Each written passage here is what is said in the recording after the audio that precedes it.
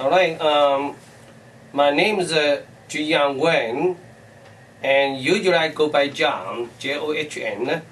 I'm a professor at the Department of Computer Science and Engineering, Michigan State University, and I have been working on general area of artificial intelligence. But my major interest nowadays is to model how the brain works.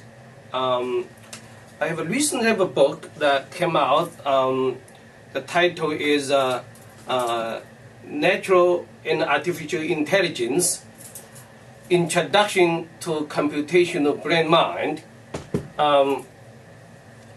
In AI, there are the history of AI is as long as the history of computers, maybe over 60 years, right? And traditionally, people thought that human can program machines to be smart, but actually, the lessons told us that I'm not very sure that many people agree with me, but my feeling is that AI has a fundamental problems, that the major areas that AI has been having difficulty with are unlikely to be effectively addressed by existing AI approaches. So basically, the existing approach is that you write programs and try to maybe sometimes use machine learning methods, but because the fundamental limitations that existed in the approaches, so it is unlikely that AI is able to resolve the major problems that face the field without fundamental change of the methodology. What I mean by the methodology is that we need to understand how the brain works.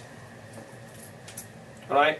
I mean, how the human brain works, how it develops, how it emerges a mind from interaction with the physical environment.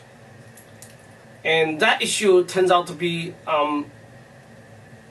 very different from the AI field itself, because AI has been mostly working on by computer scientists and engineers. In order to understand how the brain works, you need to study psychology, neuroscience, biology, in addition to electrical engineering, computer science, and mathematics. And we had in order to approach this way, we had a Brain Mind Institute that we ran last year. Then also this year in the summer, it has two components. One is the summer school, all right, teaches people in many engineering field, like computer science and engineering, about last summer we had BMI 811, it's about biology. Then BMI 211, that's about neuroscience. Then this summer we will have BMI 311, that's about psychology and cognitive science.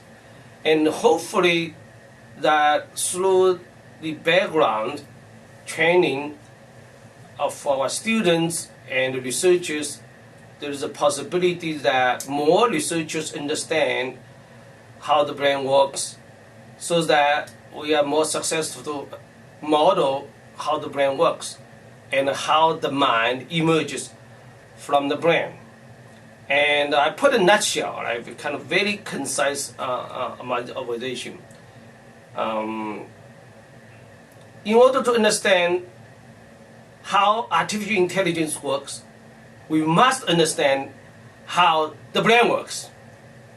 In order to understand how the brain works, we must understand how the brain develops self, in the sense that not just treating the brain as a signal processor, but you want to consider the brain as an emergent machinery that learns on its own autonomously, so that it becomes smarter and smarter.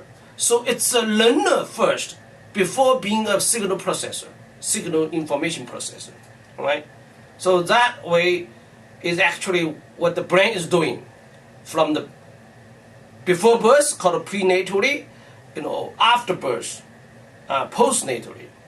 How the baby and children interact with the real world, so that they gradually understand how the physical world works. Give example that I have a book, right? If I touched it and moved, then this is not a part of the other part. So interaction and with this physical environment play a central role for baby to understand how the physical world is like, and how the baby interact with the real world to understand how the brain works. All right. So in a nutshell, that when we teach computer science and artificial intelligence, even including the course I'm teaching on 260, discrete mathematics, and we have a traditional material about automata, and now we also teach, that's next week, all right? We'll teach a little bit about how to rethink automata theory and link the automata theory to we understand how the brain works. And this is the first book actually that has two words together, all right? Brain hyphen mind. And the hyphen really means a lot, all right? Neuroscientists probably look at the brain as an organ, right? They probably did not really pay much attention to the overall how the brain works. And the people in psychology and cognitive science, they talk about the mind, and basically they observe the behavior of human beings or animals, but they do not really look into seriously how the brain works. But when they put together, you need to really take into account both, all right? The brain is a biological organ, and the mind, which how the brain does and what the brain does. All right. So if you're interested, probably I welcome you to look into this very challenging and interesting field. All right. Thanks.